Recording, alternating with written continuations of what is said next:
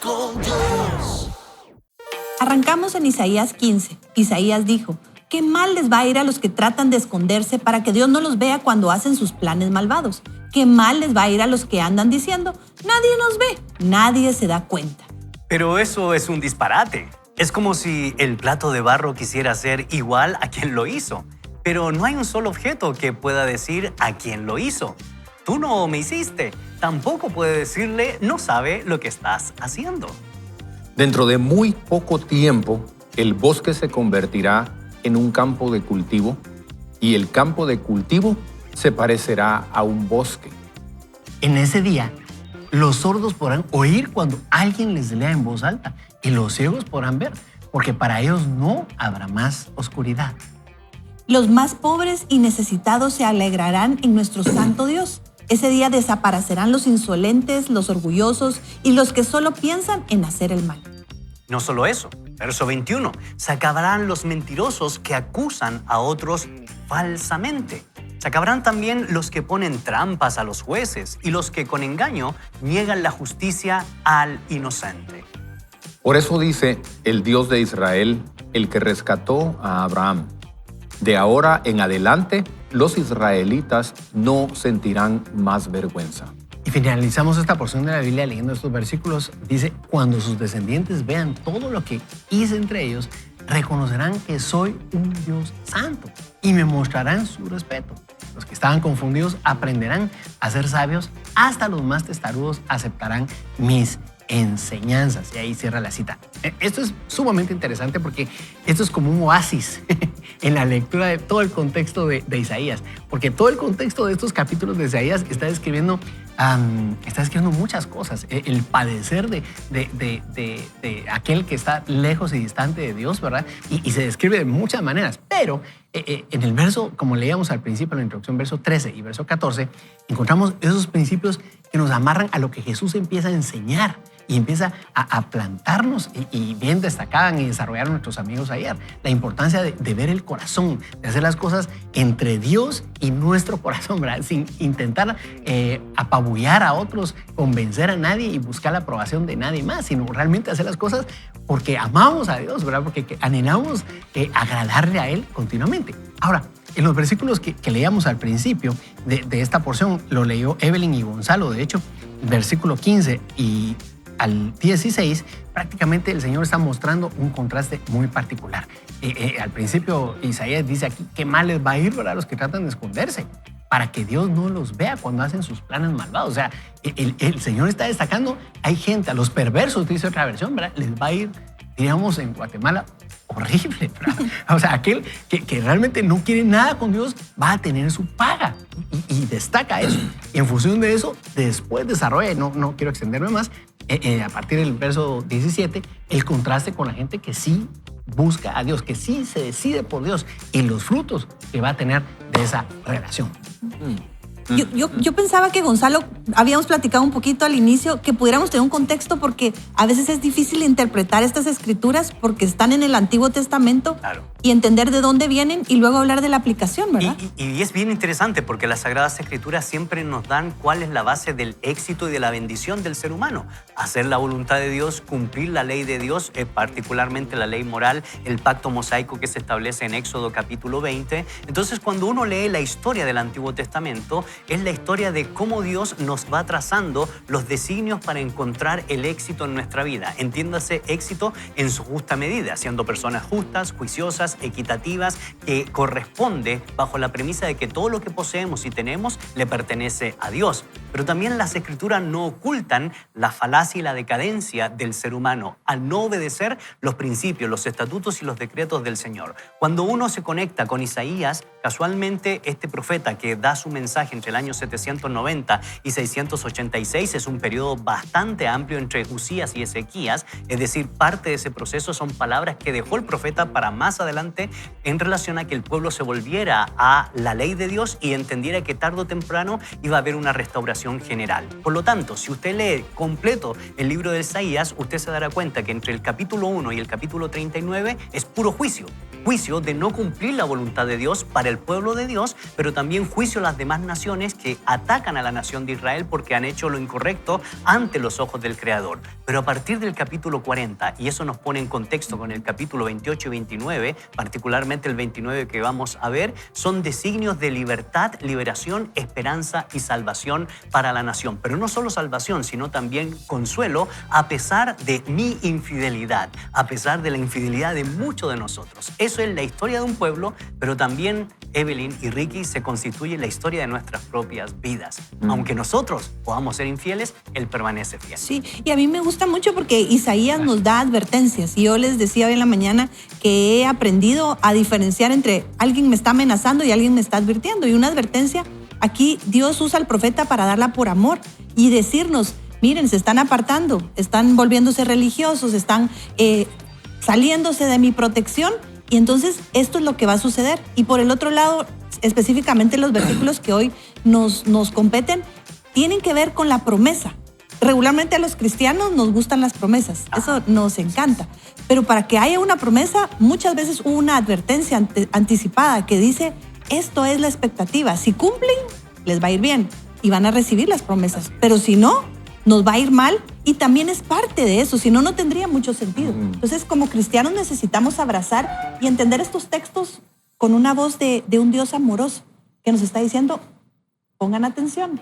Mira, la manera como a mí, en lo personal, me ha servido toda mi vida cristiana de leer el Antiguo Testamento es tener conciencia, saber que cuando la Biblia menciona a Israel, lo menciona como nación, literalmente, pero lo menciona como nosotros, como cada uno de nosotros, como su pueblo, como lo dijo Gonzalo, ¿verdad? Entonces, si usted quiere leer el libro de Isaías, que es un libro hermoso, la verdad, y es un libro que el Nuevo Testamento trae a colación muchas veces, lea cuando Dios se refiere a Israel, usted se está refiriendo a mí, ¿verdad? El contexto de todo este capítulo es el orgullo de Israel de no reconocer a Dios, porque miren, en el versículo 16 dice, no hay un solo objeto que pueda decirle a su creador, ¿verdad? Quien lo hizo, tú no me hiciste. Tampoco puede decirle, ni sabes lo que estás haciendo, ¿verdad? Entonces, eso era lo que tenía a Israel ciego. No podía ver a Dios porque primero no lo reconocía como Dios. Entonces, un dato interesante es que de lo que leí, ¿verdad? Que para el tiempo de Isaías, la ciudad de Jerusalén, que aquí está hablando de Jerusalén, ya había sido destruida 27 veces. 27 veces la habían destruido. Y tenía encima el imperio asirio, nada más y nada menos. Entonces, ustedes se dan cuenta la necedad, ¿verdad? Que tenemos nosotros, no Israel, nosotros. Porque Dios seguía hablándoles y diciéndoles, los voy a destruir. Bueno, se arrepentían y volvían a reconstruir, ¿verdad? Los voy a destruir. Entonces, es una gran lección para nosotros, queridos amigos. Es el no reconocer a Dios como nuestro Señor. Esa es la base de todo ver a Dios y obedecerle. En el momento en que nosotros ya no lo reconocemos, decimos, ¿será que no existe? ¿Será que existe? Ahí empieza nuestra ceguera y ahí empezamos a apartarnos de hacer lo bueno. Yo solo quería agregar y puntualizar con lo que trajo Ricky a colación, porque efectivamente, si uno lee la unidad general de Isaías, ¿cuál era el problema de la nación y cuál es muchas veces el problema nuestro? Había insensibilidad espiritual por parte del pueblo de Dios. Segundo lugar, el pueblo en Jerusalén, capítulo 28 y capítulo 29, profesaba conocer a Dios, pero no quería vivir de acuerdo a los designios de Dios. En tercer lugar, se va a pronunciar una serie de ayes, y el término ay, tanto en el contexto hebreo como en el contexto griego del Nuevo Testamento, es una advertencia, como dijo precisamente Evelyn, y la advertencia es esta: ustedes piensan que yo no veo sus acciones, pero sí las estoy viendo. Por eso el profeta viene a dar un mensaje, por supuesto, de arrepentimiento, de volvernos al Señor, y tarde o temprano Dios se va a manifestar. ¿Por qué? Porque a diferencia de las demás naciones en los capítulos anteriores, Jerusalén va a experimentar la gracia, el consuelo, no serán avergonzados, verso 22, ni humillados, de los siguientes capítulos 30 y 31. ¿Por qué? Porque la dominación extranjera estaba a la orden del día. Entonces la pregunta es, ¿qué son esas cosas que hoy día nos tienen aprisionados? ¿Qué son esas cosas que nos llevan a pensar en lo más profundo de nuestro corazón que nosotros decimos venir, conocer a Dios, y es más, podemos estar asistiendo todos los domingos a la iglesia, pero no estamos viviendo de acuerdo a los altos estándares que nos llevan a la bendición y a una genuina estilo de vida que Dios quiere para nosotros. Todos queremos las promesas, Evelyn, Ricky, Asdrúbal, todos queremos la bendición, pero también no nos gusta muchas veces vivir conforme al corazón de Dios. Y hay algo que en la parte final, ya cuando está hablando de la promesa de Isaías, me habló el Señor acerca de la vergüenza, ¿verdad? Yo le decía a Asdrúbal que creo que todos nos identificamos con esa emoción de sentirnos avergonzados por lo que hemos hecho cuando somos descubiertos. Como decía Gonzalo, mucho de lo que estaba sucediendo en Israel es porque pensaban que Dios no los estaba viendo, y Dios sí los estaba viendo. Entonces, cuando ellos eran vistos y Dios les dice, no me obliguen a cumplir la vergüenza que trae el apartarse de mí, el no hacer lo que yo espero de ustedes, lo que ustedes saben, se los dejé claritos en esos 10 mandamientos, ese pacto es claro. Entonces, ¿cómo hacemos, verdad? Yo aquí les estoy poniendo, por decirlo así, la manzana, ¿verdad? Yo quiero atraerlos a través de lo que sí quiero hacer, y es librarlos de la vergüenza. Y yo creo que si nosotros hoy nos estamos sintiendo avergonzados, el camino es buscar al Señor y decirle, Señor, ¿qué estoy haciendo que me causa el sentirme avergonzado de quién soy, de lo que hago? ¿Cómo puedo hacerle? Y la respuesta va a estar en esa advertencia. Acércate otra vez a mí. Sé transparente. Ponte debajo de mi luz para que yo pueda transformar aquello y puedas recibir la promesa. Así es. ¿Saben qué es lo lindo de leer libros como Isaías? Es que después de que Dios les da la advertencia de lo que les va a venir como consecuencia de algo que han hecho, ¿verdad? Porque Dios nunca va a enviar un juicio sobre la base de, mira, me caes mal, así que te voy a hacer esto, ¿verdad? Caprichoso. Sino que hiciste algo y te va a venir esto, la consecuencia. Pero siempre les da la respuesta, siempre les da la salida, ¿verdad? En el versículo 19 lo pone de esta manera la versión que estamos leyendo. ¿Cuál es la versión que tenemos aquí? Nueva versión. Reina Valera Contemporánea. RBC. Bueno, dice, los más pobres y necesitados se alegrarán en nuestro Dios. Yo lo encontré en la Reina Valera del 60. Entonces dice, los humildes crecerán en alegría en Jehová, y aún los más pobres de los hombres se gozarán en el Santo de Israel. ¿Qué es lo que le está diciendo Dios a él? Lo único que necesito es que seas humilde para que te regrese la alegría a la vida. Lo único que necesito es que te sentás pobre en espíritu y sepas que yo te puedo enriquecer para que te puedas gozar en Dios. Entonces, querido amigo, usted que me está escuchando, o querida amiga, si usted no está sintiendo la alegría de Dios, si usted no está sintiendo el gozo, porque es diferente la alegría y el gozo, ¿va? La alegría es un ratito, pero el gozo es un sentimiento permanente de que estoy juntamente con Dios. Lo único que Dios le pide es que sea humilde, que reconozca su pecado, que reconozca su necesidad, que busque al Señor, y dice, Él es pronto para oír, pronto. O sea que dice, Él se tarda en mandar la consecuencia, pero es pronto para mandar la ayuda. No sé si usted necesita ayuda hoy para sentir un poco el gozo del Señor. Entonces Dios le está diciendo, humíllese. Y cuando uno estudia los profetas mayores y los profetas menores, al final del día, si nosotros tuviéramos que sacar una tesis general de su mensaje, es eso, humildad. Vuélvase al Señor, haga misericordia y no se aparte de Él. Es decir, no siga lo que las demás naciones en el Antiguo Testamento hacían, deshonrando el nombre del Señor. No siga los ídolos de esa época. ¿Cuáles son los ídolos contemporáneos que nos apartan de la verdadera voluntad de Dios en este mundo tan secular, en este mundo que cada día nos quiere alejar más de lo que realmente trae éxito a nuestra vida? Eso le sucedió al pueblo. Pero hoy yo no quisiera solo quedarme en el juicio, sino quisiera también recordar las palabras de consuelo, de salvación y de esperanza. Porque uno empieza a leer a partir del verso 17, el Líbano se convertirá en campo fértil. Eso es riquísimo. Los sordos oirán el mensaje de Dios, los humildes se alegrarán por la presencia de Dios, verso 19, y los que quieren hacer el mal serán sorprendidos por las mismas trampas del mal, porque Dios sacará a la luz eso. Entonces, ¿qué sucede? ¿Qué pasa? Querido amigo, hay esperanza, hay libertad, hay salvación y hay bendición en la medida en que ustedes y nosotros, los que estamos aquí, que lo necesitamos bastante, nos volvamos al Señor, seamos humildes, practiquemos la justicia y la misericordia, y lo demás, ¿saben quién se encarga? El Señor. Así es. Totalmente de acuerdo. Y mire qué rico se siente cuando oigo a mis amigos y los dejo hablar. Se siente muy rico porque hay mucho material que han logrado construir acá, y solamente quiero finalizar este segmento diciendo que realmente, y amarrando, ¿verdad? Como lo que dijeron ellos y lo que leía Gonzalo en los últimos versículos que mencionó, es esto lo que encontramos en la riqueza del Antiguo Testamento, y en particular en el libro de Isaías. Matices, esos matices mesiánicos donde se describen cosas que pasarían o ya pasaron para nosotros, ¿verdad? Con Jesús. Todas estas características que leías realmente son admirables, son impresionantes. Lucas 4.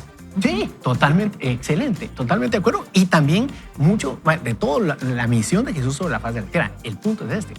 Nosotros estamos viendo hacia adelante, contemplando que con esas promesas condicionales que Dios da en el Antiguo Testamento, como bien lo destacaba hace un rato Evelyn, promesas condicionales. Hay promesas condicionales, ¿verdad? Hay promesas que están condicionadas a nuestras decisiones, a nuestro vínculo, nuestra relación profunda con Dios. Yo pregunto, ¿has estado esperando que se cumplan muchas bendiciones en tu vida, que puedan ver milagros, como el verso 18, ¿verdad? En ese día los sordos podrán oír cuando alguien les hable en voz alta, los ciegos podrán ver, ¿verdad? No habrá más oscuridad, los pobres y necesitados se alegrarán en nuestro santo Dios, como dice esta versión, y ya leía la versión Reina Valera, Enrique. Si estamos solo esperando que las cosas pasen, porque sí, podría ser, y no has visto resultado, podría ser que debiéramos ponerle atención a si estamos cumpliendo o si estamos velando porque se den las condiciones para que eso ocurra. Y esas condiciones se tienen que dar en nuestro corazón y en nuestra relación profunda y genuina, real, con Dios. ¿Cómo está tu corazón? Hoy vamos a hacer una oración y le pido favor a Gonzalo que nos guíe a hacer una oración que nos apunte hacia ahí, que realmente nos permita ver cuál es nuestra condición ante Dios. Estamos siendo, me voy a atrever a usar la palabra fuerte que usa esta versión, ¿verdad? Pero ¿será que estamos siendo hipócritas? ¿Será que estamos viendo una relación de fachada y temporal hacia afuera, pero una relación totalmente distinta con Dios? Oremos y pidámosle su intervención en nuestra vida. Vamos delante de tu presencia, Señor, en primer lugar reconociendo muchas veces, y parto por mí mismo, Señor, la hipocresía en nuestra vida. Queremos vivir como se nos da la gana y no conforme a tu voluntad. Y eso reconocemos, Señor, delante de tu presencia, que ha traído consecuencias complejas, difíciles. Y te pedimos, Señor, que nos des la sabiduría que viene de lo alto para humillarnos delante de tu presencia y volver al redil, volver al camino de cumplir tu palabra y tu voluntad. Te pedimos, Señor, sabiduría para ser misericordiosos, para ser justos, para hacer lo que nos corresponde en este mundo de acuerdo a tu voluntad. Señor, tú indagas nuestro corazón, tú conoces nuestros pensamientos y por lo tanto, Señor, te pedimos que tengas misericordia como la tuviste con Jerusalén, con nosotros. ¿Para qué? Para que podamos experimentar la salvación, la libertad y el consuelo que solo viene de ti. Gracias, Padre, porque aunque nos adviertes, también muestras siempre, siempre tu amor para con nosotros. Oramos en el nombre de Jesús. Amén y amén. Nuestra comunidad se va a llenar de fe. Vamos a un breve corte, pero regresamos con más de Vaya con Dios. Descubre cómo tomar decisiones efectivas antes de enfrentar circunstancias desafiantes. Con la sabiduría de Dios, avanza. Sé predecidido. Predecisión 5. Seré generoso. Repítalo, por favor, si usted va en el vehículo donde esté, seré generoso. En un avión, ¿prefieres el asiento de la ventanilla o el del pasillo? Si es el de la ventanilla, ¿adivina qué? Eres más egoísta que los demás. ¿Te parece una tontería? Estoy de acuerdo, pero mi opinión es parcial porque yo también prefiero el asiento de la ventanilla. Sin embargo, esa es la conclusión a la que llegaron los científicos sociales tras estudiar quién opta por cuáles asientos. Escuche bien esto, como dice mi amigo Asdrúbal, escuche bien. Si no me escucha, me voy. No. Eso no digo yo. Todos somos egoístas por naturaleza. Todos somos egoístas, pero nadie se considera egoísta.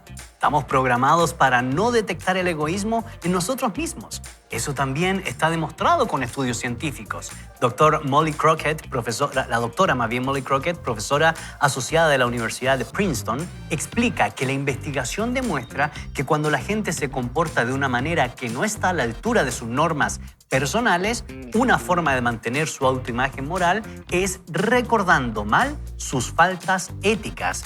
Dice el doctor. Ella está diciendo que te mientes a ti mismo. Te mientes a ti mismo para mantener tu valiosa imagen de no ser egoísta. Como creador, Dios nos reveló esto miles de años antes de que los científicos sociales pudieran probarlo, diciendo en Jeremías capítulo 17, más engañoso que todo es el corazón y sin remedio. Somos egoístas por naturaleza. No obstante, hay otra cosa incluso peor. Algo aviva nuestro egoísmo miles de veces al día. Y continúa el autor diciendo, leí un artículo escrito en el 2007, antes de que existiera Instagram, antes de los originales de Netflix. Uy, eso no existe. En el año 2007, una persona promedio estaba expuesta, mucha atención, a unos 5,000 anuncios al día. Es una locura esto, ¿verdad? El mundo ha cambiado desde ese entonces. Tenemos redes sociales, influencers, diríamos hoy, ¿verdad? En algunos lugares, pero, en fin, comunicadores, ¿verdad? Juegos en nuestros teléfonos y, por supuesto, tenemos también pan tostado con aguacate ahora disponible en todos los restaurantes y de lujo o no de lujo, ¿verdad? Todos los restaurantes de moda. Ahora bien, ¿cuántos anuncios entonces vemos al día? Dice Craig Rochelle, más o menos unos 10,000 anuncios. Aquí en Guatemala ya conocíamos las tostadas con guacamole desde hace rato. Exacto. Pero bueno, vaya, no son buenas noticias para nosotros. ¿Por qué? Porque los estudios demuestran que mientras más anuncios vemos, más desdichados somos. Todos esos anuncios nos recuerdan lo que no tenemos, pero creemos necesitar para ser felices. Estamos condicionados a creer que nuestras vidas estarán incompletas, ¿saben?, hasta que adquiramos y acumulemos más cosas. Nuestra cultura de hoy nos dice que es más dichoso conseguir. Jesús ofrece un mensaje contracultural.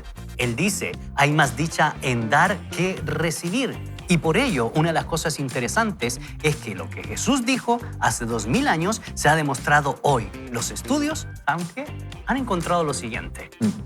Las personas que daban dinero para obras benéficas tenían un 43% más de probabilidades de decir que eran muy felices que aquellas que no lo daban.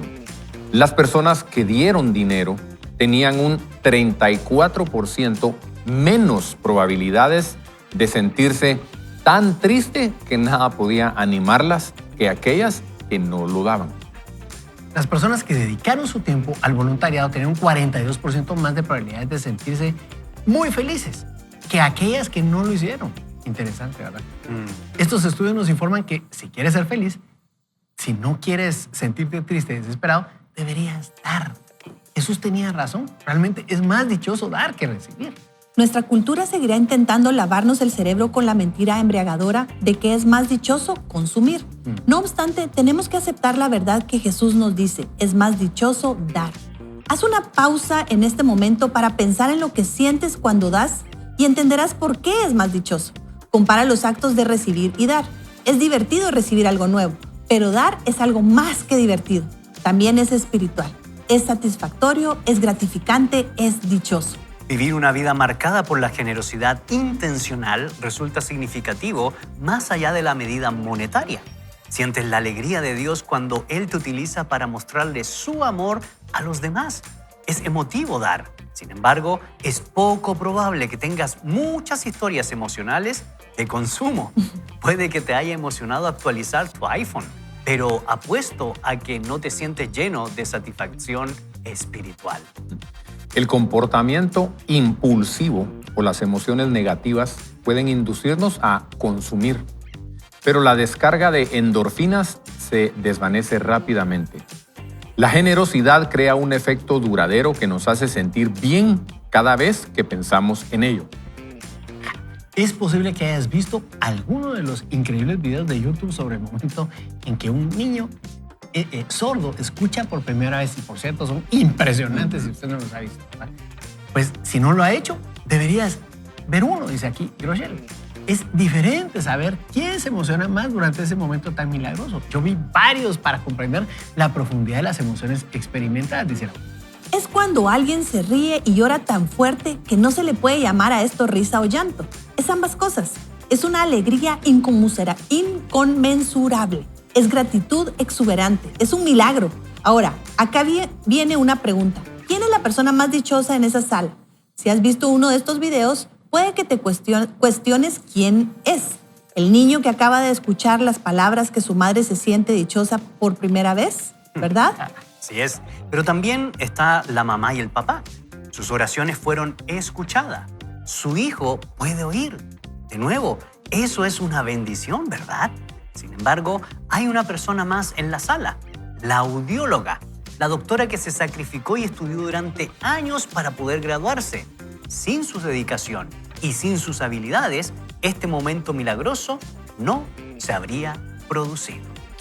¿Quién se siente más dichoso? Probablemente el niño es el más sorprendido, los padres son los más agradecidos. No obstante, supongo que la doctora, es la que se siente más realizada y dichosa. ¿Y por qué? Porque Dios la usó para cambiar la vida de una familia. Jesús lo dijo muy claramente. Es más dichoso dar que recibir. Y por eso queremos ser dadores generosos. Tal vez piensas que eres generoso, pero no estás seguro. O es posible que te des cuenta de que no eres generoso, pero quieres serlo. Creo que es ahí donde muchos se encuentran hoy. Quieren ser generosos, pero sienten que no pueden ser. Ese es un gran sentimiento, pero hay un problema con él. Nadie se vuelve generoso por accidente. Oigamos esto, nadie se vuelve generoso por accidente. Sin embargo, generoso es exactamente lo que queremos ser. Queremos obedecer a Dios, queremos recibir su bendición, queremos marcar la diferencia y dejar un legado. Queremos vivir conforme a lo que dice 2 Corintios capítulo 9, del verso 6 al 8 y específicamente en el verso 11. Pero esto digo, el que siembra escasamente, escasamente también segará. Y el que siembra abundantemente, abundantemente también segará. Que cada uno de como propuso en su corazón, no de mala gana ni por obligación. ¿Saben por qué? Porque Dios ama al que da con alegría. Y Dios puede hacer que toda gracia abunde para ustedes a fin de que teniendo siempre todo lo suficiente en todas las cosas, abunden para toda buena obra. Ustedes, nosotros, seremos enriquecidos en todo para toda liberalidad, la cual por medio de nosotros produce acción de gracia a Dios. Ese pasaje. Sí, fenomenal. Ese pasaje es para hacer un programa completo de Vaya con Dios, la verdad. Bueno, dice, entonces eso es lo que queremos. Queremos sembrar generosamente para poder cosechar generosamente. Ver que la gracia de Dios abunda para nosotros. Ser enriquecidos en todos los sentidos. Ser tan generosos que la gente da gracias a Dios por nosotros. Queremos ser generosos, pero creemos que no podemos serlo. Y sí puedes. Puedes si te decides de antemano. Mira lo que nos está inspirando este hombre, pues, ¿verdad? Creo que nos está inspirando a tomar la predecisión, la número 5, que es diferente a la que vimos de lunes a ayer, ¿verdad?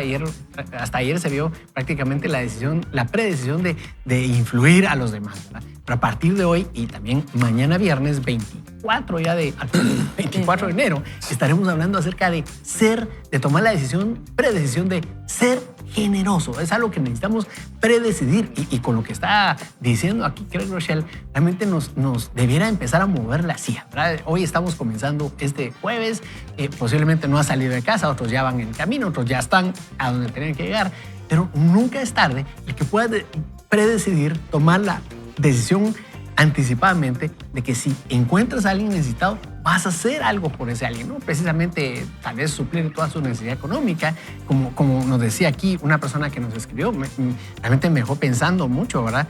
Decía, hace mucho tiempo, y lo voy a resumir, una dama nos escribe y nos dice, hace mucho tiempo padeció una necesidad tremenda a nivel económico, era el único soporte más mi hijo que llevaba soporte económico a la casa, mi hijo se lastimó el fémur, dice aquí la persona que nos escribe, y una amiga que tenía mucho tiempo de no verla, llegó a la casa con una provisión que no fue poca. Nos sorprendió y nos dejó ver cuán importante es la provisión que Dios manda, la generosidad a través de las personas cuando Dios aparece de esa forma en nuestra vida. Y creo que a eso nos está inspirando aquí Craig Groeschel. A mí me mueve la silla con lo que está diciendo. No sé a ustedes. Sí, ¿Cómo ¿no? sale? Yo solo quiero recordar las palabras de Juan Bullán en su libro El progreso del peregrino. Y él decía que no podemos terminar el final del día sin haber tenido un acto genuino de generosidad. Y quiero resaltar lo genuino. Porque cuando uno lee Hechos capítulo 20, verso 35 y se cita las palabras del Señor Jesucristo, más bienaventurado es dar que recibir, se está rompiendo con una cultura pagana muy extendida en el vasto imperio romano en los tiempos de Jesús, sobre la base de un concepto que se traduciría del término do ut des. Te doy siempre y cuando me des. Porque la generosidad en esa época se veía como un acto transaccional. Es decir, yo voy a ser generoso, pero porque estoy esperando que se me retribuya el doble. O voy a ser generoso porque quiero conseguir un puesto de trabajo. O voy a ser generoso porque quiero congraciarme con tal y cual político. O voy a ser generoso porque, etcétera, etcétera, etcétera.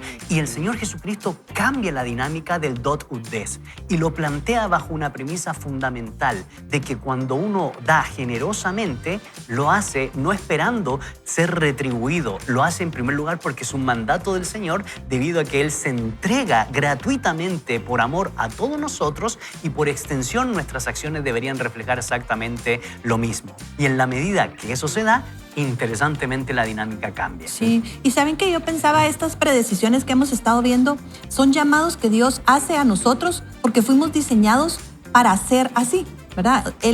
La caída y el pecado entró y nos hizo egoístas, pero no fuimos diseñados originalmente para vivir una vida de egoísmo, sino fuimos diseñados para ser generosos porque fuimos creados a imagen y semejanza de Dios. ¿Y quién más generoso que Dios?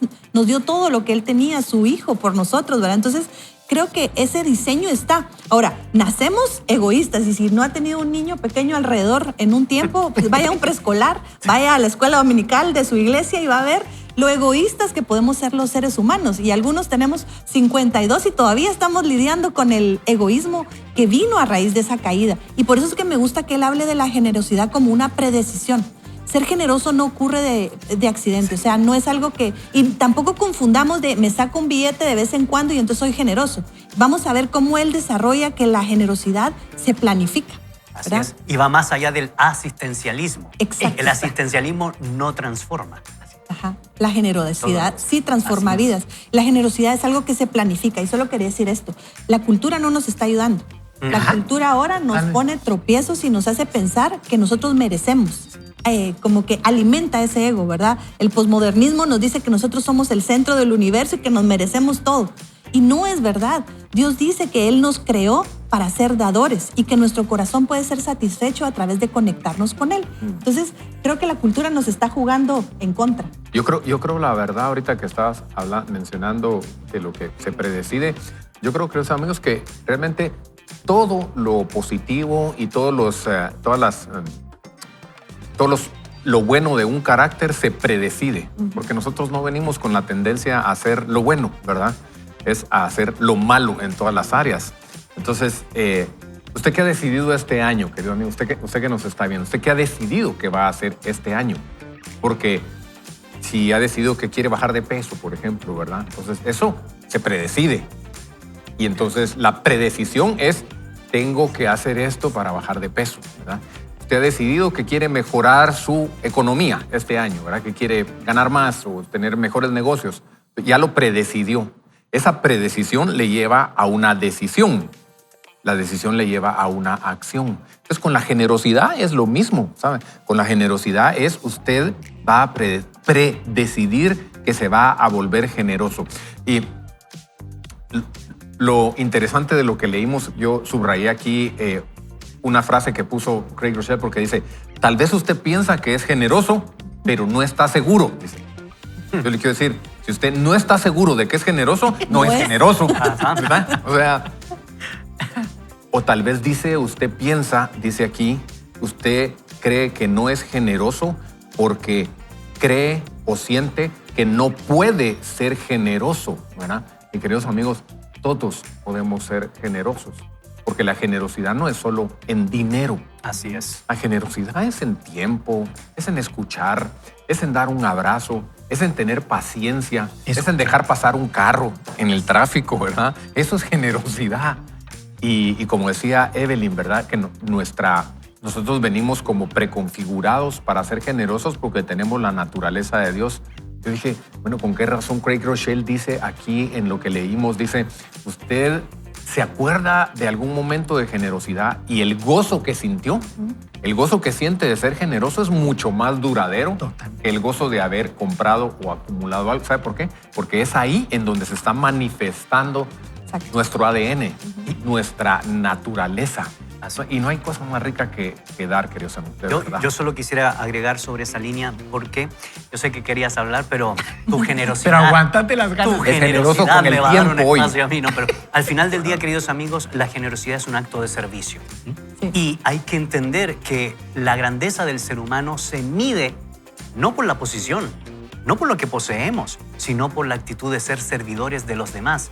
En la literatura rusa, León Tolstoy, leyendo el Sermón del Monte y el Evangelio de Mateo, llega a la conclusión de que uno de los mejores elementos que distinguen la felicidad del ser humano no solo es Jesús, sino también el vivir para los demás. Y eso es fundamental en nuestros días, que aprendamos a comprender que la generosidad es un acto de servicio, porque Él fue generoso y nos llama a ser generoso con los demás. Y sin demeritar lo que estás diciendo, creo que es un acto de servicio, bien dicho, Gonzalo, y además es un acto de rendir. Claro. De rendir ese egoísmo que todos traemos dentro y de rendir las apariencias. Pero cuando realmente tiene la intención de ponerle atención a ese corazón engañoso que traemos instalado todos, ¿verdad? Como bien lo dice Jeremías y lo describía Craig Rochelle. Realmente tenemos que ponerle atención, ¿verdad? Mis amigos bien lo destacaron. Si creemos que somos generosos de tal, no somos, pues, bien lo decía, concluía Ricky, ¿verdad? Y es valioso entender entonces que necesitamos tomar la predecisión de hoy ser generoso, compartir con otro, escribirle a alguien, escuchar más de lo que hablemos. Hoy me ha tocado ¿Me ser permitís dar un generoso. testimonito? Sí. ¿Me permitís? Dale, por favor. Un pequeño testimonio de cómo Dios a mí me habló en una oportunidad de ser generoso, ¿verdad? Y esto es que nosotros todos en nuestro transitar por la calle encontramos gente que está pidiendo dinero en los semáforos, ¿verdad? Hay gente que está necesitada y todo. Y pues yo tenía la costumbre de mantener en mi carro monedas, ¿verdad? Monedas. Entonces yo decía, todo lo que me daban de monedas, ahí lo tenía y cuando alguien estaba por ahí, entonces yo le daba monedas. En eso un día Dios me dice, ¿qué tal si yo te empiezo a dar a ti solo monedas? ¿Verdad? Solo de lo que a mí me dan devuelto, te voy a dar yo a ti también. Yo sentí que eso me dijo Dios, ¿verdad? Y entonces en ese día yo predecidí, fíjense, y desde esa oportunidad yo cambio billetes grandes, ¿verdad? En billetes más o menos pequeños. Y lo que hago es que mantengo ahora en mi carro predecidido una cantidad de billetes para ser generoso con la gente. No monedas, billetes, ¿verdad? Y no se me olvida en una oportunidad que eran como las 6 de la mañana, no había ni carros, pero había un anciano pidiendo dinero. Y Dios me puso en el corazón, dale un billete grande, ¿verdad? Y cuando el Señor vio el billete, creyó que yo me había equivocado. Entonces me dice, ¿estás seguro? Sí, le digo, es tuyo. Y empieza a llorar la persona, ¿verdad? Porque yo no sé qué necesidad tenía. No me dio tiempo porque el semáforo me dio verde y tuve que arrancar. Pero dije, tal vez era una semana de comida para ese hombre. Entonces la generosidad se predecide. Así es como se predecide. Se planifica. Y algo que dijo Ricky importante es que la generosidad no es dar lo que nos sobra. Generosidad implica muchas veces un sacrificio, ¿verdad? Porque eso tal vez hubiera podido comprar algo rico ese día para comer, pero generosidad es yo me privo de algo, pero porque quiero que alguien más pueda disfrutar lo que para esa persona puede ser una necesidad. Y lo que queremos es invitarlo ahorita a orar. Donde usted se encuentre, preguntémosle al Señor, Señor, ¿será que estoy siendo generoso como tú me has diseñado para ser generoso? Señor, por favor, muéstrame. Yo quiero tener la certeza de que estoy complaciendo tu corazón siendo generoso, que estoy manifestando tu naturaleza al dar más, al disfrutar de dar. Señor, ayúdame a estar claro de cuál es mi papel y dónde puedo hacer. Ayúdame a predecidir, a planificar lo generoso que voy a hacer con aquellos que me rodean. Te damos las gracias y te hacemos este pedido en el nombre de tu Hijo Jesús. Amén. Muchísimas gracias, Evelyn, por esa oración que sin duda alguna llena nuestro corazón, nuestra mente y nos invita a tomar actos concretos. Queremos hacer una breve pausa, no te desconectes. Hay mucho más contenido de Craig Groeschel en este libro Predecide. Ya regresamos. Esto es Vaya con Dios. Vaya con Dios. Veamos entonces qué nos invita Craig Groeschel. Dice, deja de contenerte. Las personas que no son generosas pero quieren serlo suelen pensar de la siguiente manera. Cuando tenga más, daré más. Algún día podré permitirme ser generoso. No, no es así como esto funciona para nadie. La generosidad no se relaciona con lo que tienes o no tienes. La generosidad tiene que ver con tu corazón. Tú lo sabes. Has visto a gente pobre que es tacaña y a otra gente pobre que da de forma abundante y sacrificial. También conoces a personas ricas que están cambiando el mundo con una generosidad estratégica y plena. Y a personas ricas que no están dispuestas a dar ni un solo centavo. La generosidad no tiene que ver con cuánto tienes, sino con tu corazón. Si no eres generoso ahora, no lo serás después. Si tuvieras más dinero, lo más probable es que no dieras más. Tal vez darías menos. Según Stacy Palmer, la editora de el Chronicle of Philanthropy, y tendrías más problemas. Lo sabemos porque así lo dicen las investigaciones. Pongan mucha atención a lo que va a describir aquí el autor a continuación. Recientemente en Estados Unidos, las personas, oiga esto, que ganaron menos de $25,000 al año, donaron el 7.7% de sus ingresos. El 7.7% de sus ingresos. Oiga esto. Los que ganaron entre 25, es un poquito más, ¿verdad? Entre 25 y $50,000, donaron el 4.6%, es decir, menos. Ahora, los que recibieron entre $50,000 y $75,000 donaron el 3.5%, o sea, es mucho menos. Ahora, entre $75,000 que recibió la gente y $100,000 al año, donaron solo el 3%. Otra categoría, la gente que recibió entre $100 y $200,000 donaron el 2.6%, más abajo todavía, ¿verdad? 2.6%. Y los que recibieron $200,000 o más, incluso millones, solo donaron el 2.8%. La gente cree que daría más si ganara más. Sin embargo, no es así. Los que ganan más, gastan más. Cada vez compran cosas más caras o destinan aún más dinero a los ahorros y la jubilación. No dan más cuando ganan más porque nunca se trató de la cantidad que ganaban. Siempre se trató de su corazón. Si no eres generoso ahora, no lo serás después. Qué bonito principio. Por eso Jesús cuenta una parábola en Lucas 12 sobre un hombre rico que tiene una gran cosecha. Su problema, no tiene espacio suficiente para almacenar todas sus cosas. La pregunta es, ¿qué haces en ese momento? Te das cuenta de que tienes suficiente, así que puedes regalar lo que te sobra, ¿verdad? Dice el autor. Te equivocas. El hombre rico hace lo que siempre ha hecho. El hombre rico dice, ya sé, tiraré abajo mis graneros y construiré unos más grandes. Así voy a tener lugar suficiente para almacenar todo mi trigo y mis otros bienes. Luego me pondré cómodo y me diré a mí mismo, amigo mío, tienes almacenado para muchos años, así que relájate, come, bebe y diviértete.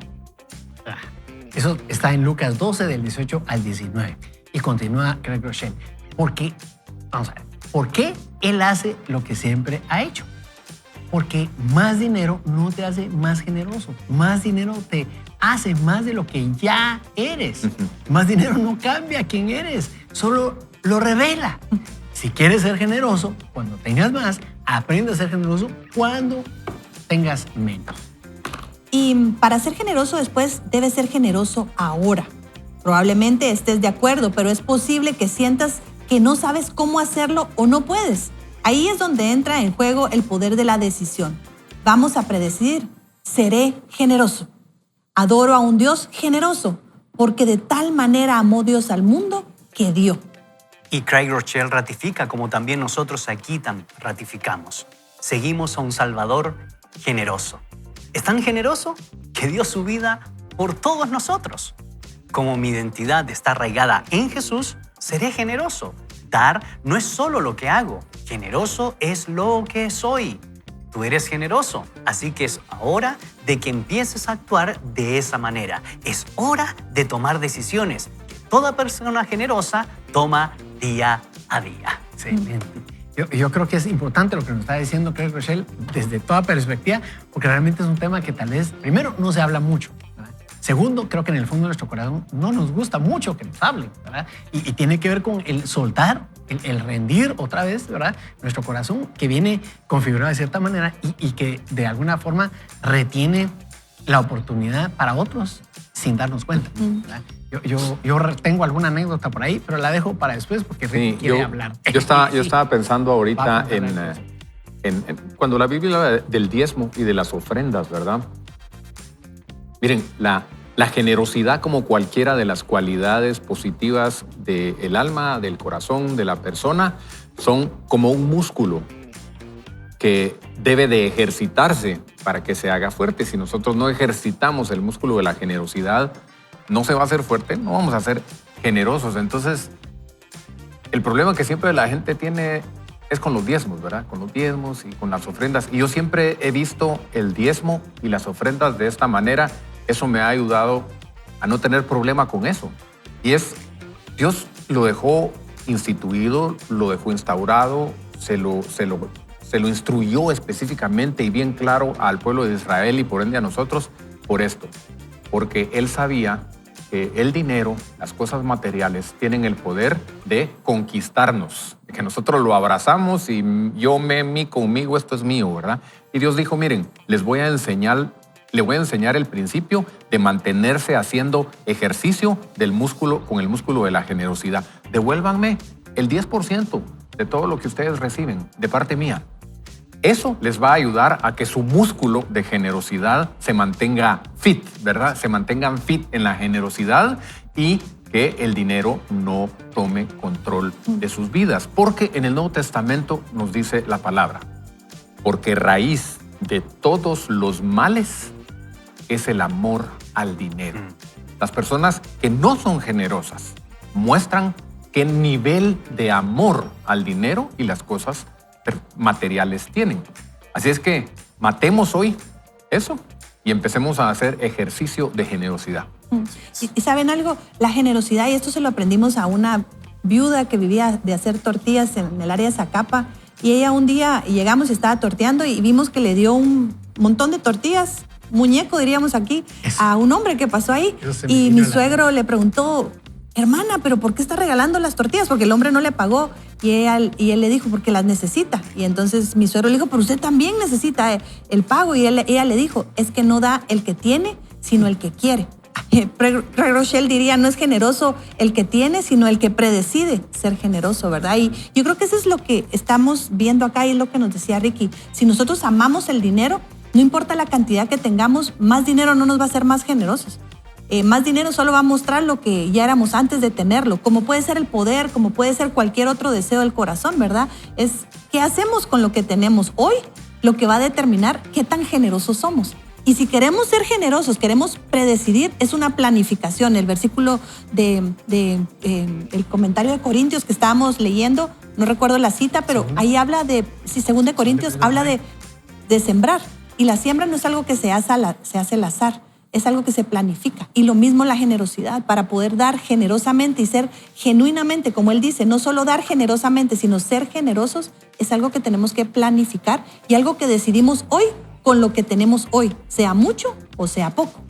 Así es, por eso el 10% es un buen principio. Yo rescato eso, parte de la mayordomía es un buen principio. ¿Saben qué? Porque si fuera por ser legalistas y dogmáticos, nosotros tendríamos que dar entre el 27 y el 31% de nuestros bienes y nuestras acciones, porque al final del día todo le pertenece a Dios. Entre el 10%, entre la administración del templo como se establecía en el Antiguo Testamento, entre el mantenimiento de la orden levítica o sacerdotal, entre las primicias, todo eso sumaba entre un 27 a un 31%. 100%. Y Wow. el Señor nos da este principio donde permea el corazón para ser buenos mayordomos de lo que a Él le pertenece. Todo lo que tenemos a Él le pertenece. Así que sabia decisión es que trabajemos nuestro corazón para poder ser generosos y para poder ser responsables de todo el orbe, de toda la creación. Lo digo con mucho temor y temblor, pero también con mucho ánimo de poder hablar a su corazón.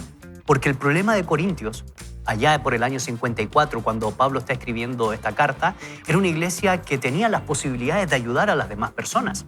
Pero una iglesia que le gustaba acumular, comer y comer en demasía. Por eso Pablo pone en orden cuando se celebra la mesa del Señor, porque la gente finalmente iba solo a comer y a saciarse sin pensar en los que estaban alrededor con mucha necesidad. Era una ciudad que pasaba la ruta comercial de la vía ignaciana y conectaba con los principales puertos para poder llegar a Roma. Y en 2 Corintios, Pablo les dice que hay santos pobres en Jerusalén, capítulo 9, que necesitan de la ayuda de los demás. Por eso cada uno dé como propuso en su corazón. No damos por tristeza ni por necesidad. Dios ama al dador alegre. Y nuevamente lo digo con mucho temor y temblor, porque también quiero hacerme responsable. Pero no es posible que en nuestras naciones en América Latina todavía haya hambre y en nuestras iglesias haya exceso de comida. No es posible que en nuestras naciones y en nuestras culturas haya desnutrición infantil y en nuestras comunidades eclesiásticas estemos dándonos grandes festines como sucedía en la iglesia de Corintio. Sí. Volvamos a entender cuál es el corazón de Dios y hagamos lo que nos corresponde con generosidad. Buenísimo, Gonzalo. Y realmente nos deja pensando porque creo que, seamos realistas, estamos ante un paradigma cultural y social profundo en nuestra vida, profundizado por la misma cultura, en el ejercicio todos los días, ¿verdad? Como bien lo decía él en el segmento anterior, por tanto anuncio, tanto predominio del concepto del individualismo que trajo el posmodernismo, precisamente, como destacaba Evelyn, tenemos esa forma, ese patrón de pensamiento. ¿Qué puedo sacar de esto? ¿Qué provecho puedo tener? ¿Qué puedo extraer de alguien? No sé si usted conoce a alguna persona que cuando le presentan a esta persona, alguien que tiene una mejor posición social, lo primero que hace es ver qué le saca, qué le saca a otro.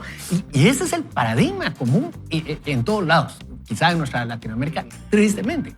Pero lo que Jesucristo nos está enseñando es a que aprendamos de Él, a darse plenamente, con todo, a todos, sin ver características físicas o condiciones. Y de esa manera no solo compartir con otro, sino llevar esperanza.